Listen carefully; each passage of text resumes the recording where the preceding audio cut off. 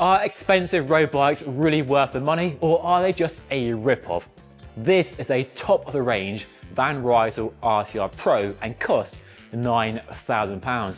Essentially the same bike that the pros will use in the Tour de France, while this is the cheapest model in the RCR lineup and costs £4,000.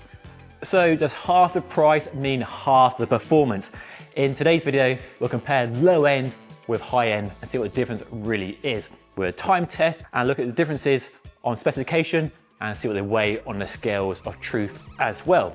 Now, I know £4,000 is still not cheap, but it is the cheapest bike in the RCR lineup of carbon fiber aerodynamic race bikes, and a bike that, to me, looks ready to race.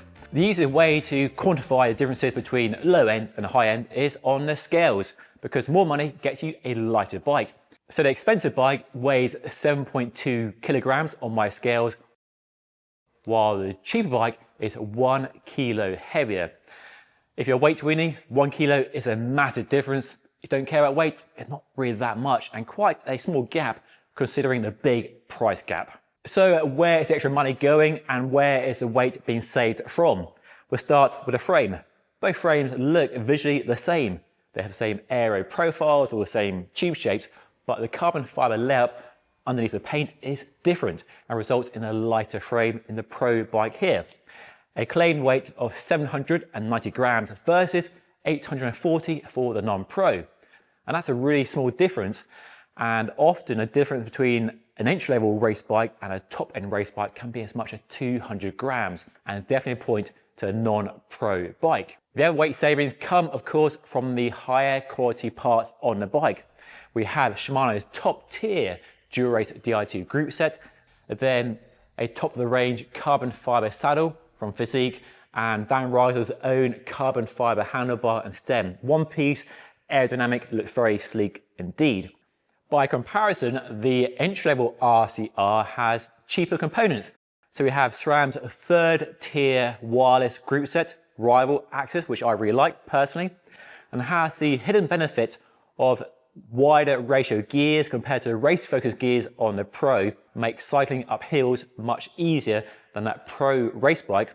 And the wheels, while still carbon fiber, like the Pro bike, are Zipp's entry-level and therefore heavier wheel set. And we don't have carbon rails on the saddle. And while the handlebar is carbon fiber, there's just an alloy stem and kind of semi-external routing, so not as sleek, aero and lightweight as a one-piece handlebar on the Pro bike. And I think it's worth appreciating just how good an entry-level road bike is these days. Yes, £4,000 is still not cheap, but compared to 20 plus years ago, I remember entry-level bikes were pretty pants in comparison to the bikes high up the range, and you really had to stump up the cash for a more expensive bike to get better performance and better components. Anyway, that's enough waffle. We know what the differences are in terms of specification and on the scales. So let's see what the difference is when you actually ride both bikes. To find out which bike is better or faster, I'm riding them on the same course, back to back on the same day, to see what the difference really is. So the course has a nice climb to start with, a fast descent and a rolling, undulating road. So very typical for the riding out here in the Cotswolds. So while I start the test, let me tell you about today's sponsor, Squarespace, the all-in-one platform to build a brand new website in 2025. Building a website with Squarespace is so easy, simple and quick that anybody can get started right now with no skills needed at all. Simply answer a few questions and AI will build a bespoke website in seconds, personalised to your very needs. Or if you prefer, you can start with one of the amazing templates and customise it yourself. It's then easy to tailor the website to your very needs with a drag and drop interface that's easy to use, and add plugins for everything you might need, from quick and easy payments to build an online store, start taking bookings for online classes, manage a newsletter and much, much more. So whatever type of business you run, there's a website solution for you on Squarespace. Sounds pretty good, right? And you get a free trial right now with my link down below the video. And if you enjoy it, there's 10% off your first purchase of the website or domain with my code on screen right now. Okay, testing over Before I head home and share the results and dive into the data, let me share some more observations about riding these bikes back to back. One key difference is in the handlebar, and I point to a pro bike by having a nicer, snazzier, full carbon aero handlebar, and it's narrow as well, 36 centimeters in the hoods, and we know narrow is more aero. And the handlebar on a non-pro bike is very wide indeed, too wide for a race bike these days. But I point back to a non-pro bike for a stem that's easier to change for longer or shorter if you need, which you can't do on a pro bike. And quick sidebar, the ergonomics of Di2 are much nicer than this generation of SRAM in my opinion. One small interesting difference is in the gearing, as I mentioned earlier. On that opening climb, it's quite steady but quite tough on the pro bike with a 52-36 to keep it in a big ring the entire time, and I'm right on the limit of going down to a small ring.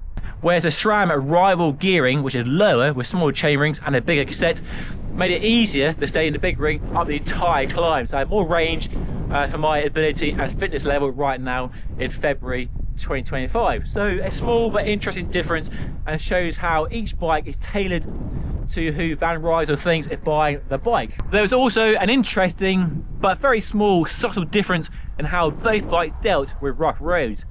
And they're both race bikes and very stiff and not the smoothest bikes in the world at all.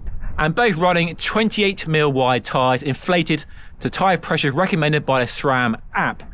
But the pro bike did feel smoother on some rougher roads. It seemed to round off the bumps better than the non-pro bike, which does feel a bit harder and a bit harsher. Some combination of the frame, the handlebar, the saddle, the wheels and tyres just gives a pro the slight edge in kind of ride comfort and compliance, but the difference is very small, and it's only really a difference you would notice if you have the luxury, as I've done, to ride both bikes back to back on the same road. And you might ask me why I've not used a control wheel set, and I thought about that, put my MVs on here, but MVs cost as much as this entire bike. And the idea with this video was to test the bikes as they're sold, as they come from the shop. So I'm gonna head home and dive into the data and see which is quicker. Right, I'm home. It's nice and warm on a sofa with a dog who wants a walk. But first, the results. So firstly, on the low end bike, my time was 31 minutes and 3 seconds with an average speed of 27.7 kilometers per hour. I know, boring, isn't it? And on the high end bike, my time was faster, of course, 29 minutes and 34 seconds with an average speed of 29.1 kilometers per hour. So it's clear the expensive bike is quicker than the low end bike, which is hardly that surprising perhaps, but I am fascinated by the difference between the two bikes riding at the same effort and power level. Now, I think the main reason the expensive bike is faster is the handlebar. And it's all about that narrow handlebar putting you in a more aero position on the bike and creating a more compact and therefore more aero shape on the bike. So that's probably where most of the savings come. There might be some in the tyres as well. They're both high quality tyres, Michelin versus Continental. There might be some small rolling resistance difference between the two tyres, and the wheels might be different in wind tunnel testing as well. But for me, probably the handlebar is a big reason. Now, to ward off any accusations of bias here, because I'm sure there will be in the comments down below, there is no agenda here. The video is not sponsored by Van Rysel. I'm not in the pocket of the bike industry trying to show that or promote that high-end bikes are better than low-end bikes. So yeah, just to put that out there. So the timing difference is really interesting. But does anybody need a top of the range race bike? Well, if you're racing, then maybe yes. And if you're a pro, then definitely. But it's not really a question of need, is it? It's a question of want. And for many of us, myself included, this is a hobby. We do it for fun, enjoyment, fitness and other benefits. And we spend as much as we want or don't want to spend on our bikes. It's better to spend your money on a bike than other hobbies that probably aren't as good for you as riding a bike. And if you're not really interested in speed and time, then the low-end bike is a fantastic option. And I really enjoy riding that bike, and with a few changes, you could definitely make it as fast as the top-end bike for much less money. And it gives you that same experience of riding a race bike. It's a lot of fun, great handling, geometry, and looks good too. So yeah, it's a bike that delivers everything you want, arguably, from a race bike. And you are getting small improvements and benefits on the more expensive bike, but it's not twice as good. So it comes down to what you desire. That entry-level bike is fantastic compared to an entry-level bike 25 years ago and delivers all the performance arguably anybody really needs. But if you want the best ride experience, then the expensive bike is the way to go. But for me, my main takeaway is don't buy the cheap bike, don't buy the expensive bike, buy the mid-range bike. That's often in the mid-range where the real gem is. And for me, there's a model with a pro level frame, so better carbon fibre, but has an Ultegra Di2 group set. Retails at £5,500. That for me is a sweet spot in the range between the cheap bike and the expensive bike. That is the one I would buy with my own money, and the one in my review of the Van Rysel RCR Pro I recommended as well. So hopefully you enjoyed this video. Got any comments? I'm sure you do. Drop them down below, and don't forget to check out Squarespace if you need a new website this year. But I think you need a walk, don't you? So I'll see you all again very soon. Thank you so much for watching.